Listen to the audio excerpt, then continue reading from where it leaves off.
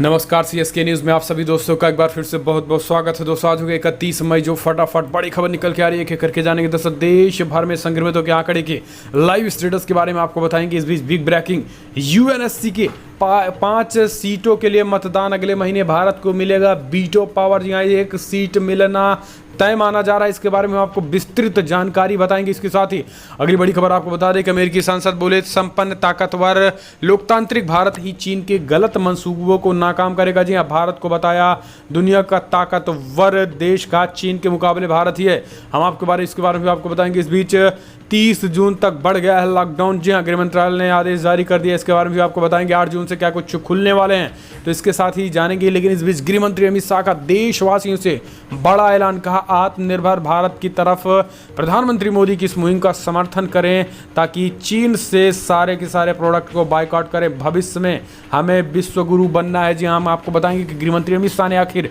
क्यों जोर दिया है आत्मनिर्भर बनने के पीछे और चीन को कैसे बड़ा झटका दिया, इसके बारे में भी आपको बताएंगे।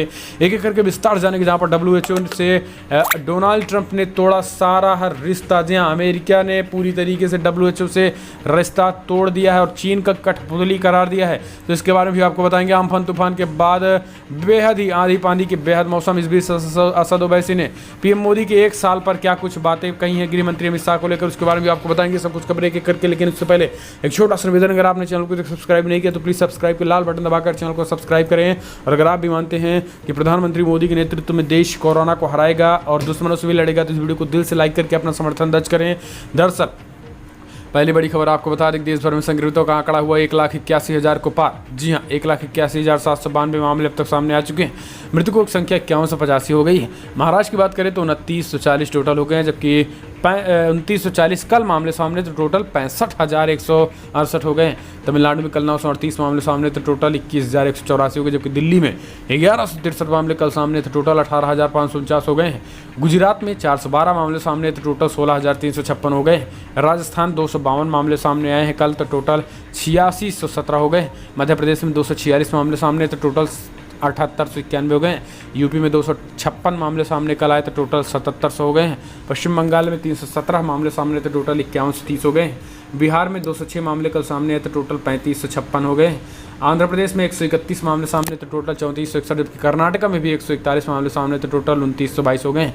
तेलंगाना में 74 मामले सामने तो टोटल 2499, जबकि जम्मू कश्मीर में 177 मामले सामने तो टोटल 2341 हो गए हैं। पंजाब में कल 36 मामले, हरियाणा में 202 मामले, उड़ीसा में कल 96 मामले, केरला में 58 मामले, असम में 128 मामले, उत्तराखंड में भी 33 मामले सामने, झारखंड में भी 42 मामले सामने, छत्तीसगढ़ में 32 मामले, हिमाचल प्रदेश में 18 मामले सामने आए, त्रिपुरा में भी 17 मामले, लद्दाख में 3, गोवा में 1, मणिपुर में 1, नागालैंड में भी कल 11 मामले सामने। तो ये राज्य दर राज्य आंकड़े हैं। फिलहाल चलते हैं अगली बड़ी खबर आपको बता दें कि यूएनएससी की 5 सीटों के लिए मतदान अगले महीने भारत को मिलेगी 1 सीट मिलना तय। जी हाँ, आपको बता दें कि भारत का जो यूएन में एक बीटो पावर की जो क्षमता है वो जल्द ही सपना साकार होने वाला है और भारत भी यूएन का अस्थायी सदस्य होने वाला है। दरअसल संयुक्त राष्ट्र सुरक्षा परिषद यूएनएससी ने कोरोना वायरस संक्रमण को देखते हुए अपनी 5 सीटों के लिए अगले माह नई चुनाव प्रक्रिया के तहत चुनाव कराने का निर्णय किया गया है और एशिया प्रशांत सीट के लिए इकलौते दावेदार होने के कारण भारत को ये सीट मिलना तय माना जा रहा है।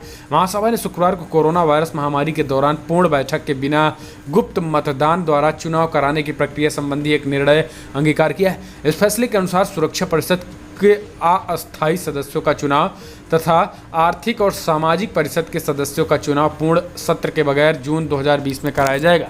5 सदस्यों के लिए 2021 और 22 सत्र के लिए चुनाव 17 जून को होने थे। भारत अस्थायी सदस्य सीट का उम्मीदवार होगा और एशिया प्रशांत ग्रुप में इकलौते उम्मीदवार होने के नाते उनकी जीत तय मानी जा रही है। आपको बता दें कि भारत की उम्मीदवारी के पिछले साल जून में एशिया प्रशांत ग्रुपिंग की 55 सदस्यों ने सर्वसम्मति से अनुमोदन किया था। हालांकि चीन और पाकिस्तान इसमें अड़ंगा लगाया था, लेकिन माना जा रहा है कि इस बार भी उनका अड़ंगा चलने वाला नहीं है, क्योंकि भारत के समर्थन में न केवल यूएस बल्कि ब्रिटेन, फ्रांस के साथ साथ तमाम यूरोपीय देश भी शामिल हैं। तो फिलहाल इस बार भारत को यूएन में सीटें यानी सदस्यता मिलना तय माना गया है। तो अपने आप में एक बड़ी खबर है। फिलहाल हम चलते हैं अगली बड़ी खबर। अमेरिकी सांसद का बड़ा बयान, बोले संपन्न ताकतवर और लोकतांत्रिक भारत ही चीन के गलत मंसूबों को नाकामयाब करेगा। जी हाँ, एक अमेरिकी सीनेटर ने कहा है कि संपन्न, ताकतवर और लोकतांत्रिक भारत ही चीन के गलत मंसूबों और चीन पर नकेल कसने नाकाम कर सकता है। चीन और अमेरिका में मौजूदा दौर में तनाव बहुत बढ़ गया है। दोनों देशों में कोरोना वायरस, हांगकांग में नए सुरक्षा कानून और दक्षिणी चीन सागर जैसे मुद्दे को लेकर टकराहट बढ़ता चला जा रहा है। टेक्सास से रिपब्लिक सीनेटर जॉन कॉर्निन ने गुरुवार को ट्वीट किया। इसके साथ ही उन्होंने वॉल स्ट्रीट जर्नल में विदेश मामलों के जानकार वॉल्टर रसेल मीड के एक लेख को शेयर किया। इसमें कहा गया कि अमेरिका को भारत की विकास दर को उठाने में मदद करनी चाहिए। ये अमेरिका की विदेश नीति का पहला लक्ष्य होना चाहिए। रसेल मीड लिखते हैं कि अमेरिका ने लोकतांत्रिक देशों को अमीर बनाने में मदद करके शीत युद्ध में जीत हासिल की थी। अब उस रणनीति को दोबारा से शुरू करने का समय आ गया है और भारत वो जगह है जहां से इसकी शुरुआत होनी चाहिए। मीड ने कहा है कि चीन के साथ नए शीत युद्ध में भारत अमेरिका का नेचुरल सहयोगी है और अगर एक दूसरे के पार्टनरशिप बनते हैं तो चीन को भारत बड़े आसानी के साथ मात दे सकता है और दुनिया में उसकी जो पावर इस समय बढ़ रही है, अगर कोई इकलौता देश है तो वो भारत ही है, उसकी ताकत को कम कर सकता है। इसलिए इस समय सभी देशों को भारत का साथ देना चाहिए। तो ये बातें स्वयं अमेरिकी सांसद का कहना है। फिलहाल चलते हैं अगली बड़ी खबर। देश भर में 30 जून तक बढ़ गया लॉकडाउन। बाकी जगहों पर 8 जून के बाद होटल, मॉल्स और धार्मिक स्थल खुल सकेंगे। जी हाँ, आपको बता दें कि देश अब अनलॉक होने जा रहा है, वहीं भी 3 फेज में अनलॉक होगा। केंद्रीय गृह मंत्रालय ने इसके लिए शनिवार को नई गाइडलाइंस जारी कर दी। इसके तहत 8 जून के बाद होटल, रेस्टोरेंट, शॉपिंग मॉल्स और धार्मिक स्थल खुलेंगे, लेकिन शर्तों के साथ। देश भर में अब सिर्फ कंटेनमेंट जोन में 30 जून तक लॉकडाउन रहेगा। स्कूल, कॉलेज खोलने पर फैसला जुलाई में ही होगा। अंतर्राष्ट्रीय उड़ानें शुरू करने और सिनेमा हॉल जैसी जगह आम लोगों के लिए खोलने पर अभी भी कोई फैसला नहीं हुआ है। धार्मिक स्थल, इबादत की जगह, होटल, रेस्टोरेंट, हॉस्पिटैलिटी से जुड़े सर्विसेज, शॉपिंग मॉल्स 8 जून के बाद खोल दिए जाएंगे। दूसरे फेज़ में माना जा रहा है कि जुलाई में फैसला होगा, जिनमें स्कूल और कॉलेजों को खोलने का फैसला किया जाएगा। तो इस तरीके से धीरे धीरे खुलेंगे। फिलहाल चलते हैं अगली बड़ी खबर। लोकल प्रोडक्ट्स को लेकर पीएम मोदी के बाद अब गृह मंत्री अमित शाह ने देश से की बड़ी अपील। जी हाँ, देश के गृह मंत्री अमित शाह ने पूरे देशवासियों से अपील की है कि पीएम मोदी ने जो लोकल और आत्मनिर्भर भारत का नारा दिया है, उनमें हर भारतीय को योगदान देना चाहिए। इसके साथ ही उन्होंने कहा है कि अगर ऐसा हुआ तो भारत दुनिया का नेतृत्व करने में सक्षम रहेगा। गृह मंत्री अमित शाह ने एक टीवी चैनल में इंटरव्यू में बात कही कि मैं जनता से अपील करना चाहता हूँ कि मोदी जी ने जो लोकल का नारा दिया है, उस चीज़ को तत्काल भारतीय उपयोग करें। पीएम मोदी ने जो आत्मनिर्भर भारत का जो नारा दिया है, उसमें पूरा देश मनोयोग के साथ लग जाए। मुझे लगता है कि कोविड के बाद दुनिया का नेतृत्व करने में भारत सक्षम होगा और चीन का जो सबसे बड़ा अल्टरनेटिव है वो भारत तैयार हो चुका है और अब भारत को विश्व गुरु बनने से कोई रोक नहीं सकता है, बशर्ते भारत की जनता को पूरा समर्थन देना होगा। तो अगर आप भी मानते हैं कि आत्मनिर्भर भारत बनना चाहिए और आप भी तैयार हैं और अगर आप भी चाइना के प्रोडक्टों को पूरी तरीके से बायकॉट करके लोकल का समर्थन करते हैं तो इस वीडियो को दिल से लाइक कीजिएगा। चलते हैं अगली बड़ी खबर। आपको बता दें कि डोनाल्ड ट्रंप का ऐलान, WHO से अमेरिका ने तोड़े सारे संबंध, बताया चीन की कठपुतली। जी हाँ, कोरोना का सबसे ज़्यादा कहर झेल रहे अमेरिका के विश्व स्वास्थ्य संगठन से अपने सारे संबंध तोड़ लिए। अमेरिकी राष्ट्रपति डोनाल्ड ट्रंप ने इसका ऐलान कर दिया। ट्रंप ने कहा कि WHO पूरी तरीके से चीन का कंट्रोल है, ऐसे में अमेरिका अपना रिश्ता खत्म कर रहा है। ट्रंप ने आरोप लगाया है कि WHO कोरोना वायरस को शुरुआती स्तर पर रोकने का नाकाम रहा। इस दौरान ट्रंप ने चीन को भी चौतरफा घेरा। कोरोना महामारी से लेकर ट्रंप ने इससे पहले भी WHO को कटघरे में खड़ा किया था। ट्रंप ने WHO को और चीन को दुनिया भर में कोरोना से हुई मौतों का जिम्मेदार ठहराया था। ट्रंप ने कहा कि सालाना सिर्फ $40 मिलियन यानी $4 करोड़ की मदद देने के बावजूद चीन का WHO पर पूरी तरह नियंत्रण है और दूसरी ओर अमेरिका इसके मुकाबले सालाना $45 करोड़ की मदद दे रहा था। लेकिन इसके बावजूद चीन की तरफदारी, तो इस तरीके से WHO से रिश्ता अमेरिका ने तोड़ दिया। हम चलते हैं अगली बड़ी खबर लेते हैं, जहां पर आपको बता दें कि बिग ब्रेकिंग न्यूज़ निकल के आ रही, जहां पर सोनू सूद को चौतरफा मिल रही तारीफ के बीच महाराष्ट्र के गवर्नर ने राजभवन बुलाकर थपथपाई पीठ। जी हाँ, एक्टर सोनू सूद ने महाराष्ट्र के गवर्नर से शनिवार को मुलाकात की। प्रवासी मजदूरों की मदद कर रहे अभिनेता सोनू सूद को गवर्नर की शाबाशी भी मिली। लॉकडाउन में फंसे हुए प्रवासी मजदूरों को उनके गृह नगर भेजने में मदद कर रहे फिल्म अभिनेता सोनू सूद की महाराष्ट्र के गवर्नर ने पीठ थपथपाई और ट्वीट करके सोनू सूद की तारीफ भी की।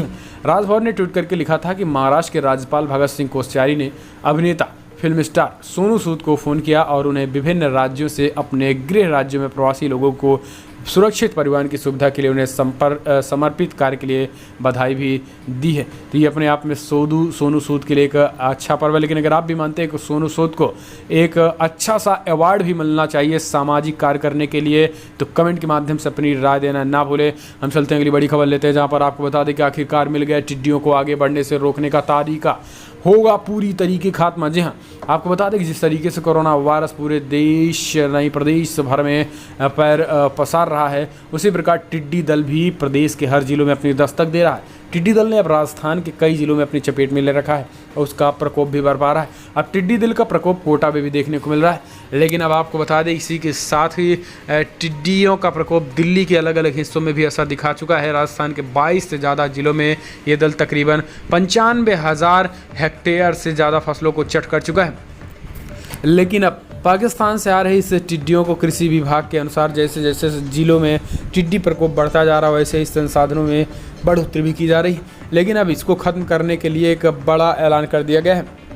माना जा रहा है कि मानसून के बाद किसान खेतों में बोना शुरू करेंगे। ऐसे में टिड्डी फसल को ख़राब कर देंगे। लेकिन इस सब के बीच माना जा रहा है कि टिड्डियों को लेकर जिस तरीके से तेज़ी के साथ बढ़ रहे हैं, अब टिड्डियों को ख़त्म करने के तरीका फायर ब्रिगेड बताया जा रहा है। जी हाँ, ब्रिगेड सेंटर, वहीं गहरा गड्ढा खोदकर इनके अंडों को दबा दिया जाए ताकि ये आगे ना बढ़ सकें। और यही कारण है कि अब टिड्डियों पे जहाँ बैठती हैं टिड्डियाँ, वहाँ पे इनके अड्डों को खोद कर इनके अंडों को दबाया जा रहा है ताकि और जो बड़े पैमाने पर उत्पादकता है इनकी, ताकि वो ना हो सके। फिलहाल चलते अगली बड़ी खबर आपको बता दें, बिग ब्रेकिंग न्यूज़ निकल के आ रही है, जहाँ पर असद ओवैसी ने मोदी सरकार पर बोला हमला। कहा 1 साल केवल और केवल मुसलमानों की प्रताड़ना का 1 साल बीता। जी हाँ, दरअसल आपको बता दें कि असद ओवैसी एक बार फिर से तिल मिलाया है। आज तक में एजेंडा में बातचीत करते हुए पीएम मोदी के इस 1 साल पर जहां तमाम लोग बधाइयाँ दे रहे हैं, लोग संतुष्ट हैं इस 1 साल से, वहीं ट्रिपल तलाक और CAA कानून, आर्टिकल 370, राम मंदिर, इन चार के चारों मुद्दे से असद ओवैसी बौखलाया हुआ है। असद ओवैसी का कहना है कि गृहमंत्री अमित शाह जब से बने हैं और प्रधानमंत्री मोदी का यह लॉकडाउन 2 पूरी तरीके से मुसलमानों का विरोध कर रहा है और ये केवल और केवल एक विशेष समुदाय को टारगेट करने वाला 1 साल बीता है और इसमें हिंसा और इसी के साथ आगजनी के साथ साथ केवल मुसलमानों के खिलाफ नफरत फैलाने का काम भारतीय जनता पार्टी ने किया है। इस तरीके की बातें असद ओवैसी केंद्र सरकार के 1 साल को लेकर उन्होंने बातें आज तक पे कही है। तो फिलहाल आप कमेंट के माध्यम से अपनी राय देना ना भूलें। क्या वाकई में 1 साल में मुसलमानों के खिलाफ कोई एजेंडा बीजेपी ने सेट किया, या फिर जो चीज़ें पेंडिंग थी पिछले 70 सालों से जो कामों कर लेना चाहिए था, उन्हीं कामों को गृहमंत्री शाह ने आगे बढ़ाया है? कमेंट के माध्यम से अपनी राय देना ना भूलें। फिलहाल हम चलते हैं अगली बड़ी खबर लेते हैं। आपको बता दें बिग ब्रेकिंग न्यूज़ निकल गया, जहां पर मौसम की मार, यूपी में आंधी पानी से 27 लोगों की मौत, सीएम योगी ने की मुआवजे की घोषणा। जी हाँ, यूपी में आंधी तूफान बारिश और आकाशीय बिजली गिरने से 27 लोगों की मौत हो गई है। सबसे अधिक 7 लोगों की मौत उन्नाव में हुई। मुख्यमंत्री योगी आदित्यनाथ ने इन मौतों पर शोक व्यक्त करते हुए मरने वालों के परिजनों को 4-4 लाख रुपए की राहत राशि तत्काल उपलब्ध कराई गई है। फिलहाल हम चलते हैं अगली बड़ी खबर लेते हैं, जहां पर आपको बता दें कि मायावती से गठबंधन पर बोले अखिलेश यादव, बहुत कुछ सीखने की मिला, अब नहीं करेंगे किसी से गठबंधन, लड़ेंगे अकेले चुनाव। जी हाँ, आपको बता दें कि समाजवादी पार्टी के प्रमुख अखिलेश यादव ने साफ कह दिया है कि साल 2022 में वो आने वाले यूपी विधानसभा चुनाव में किसी भी दल के साथ गठबंधन नहीं करेंगे।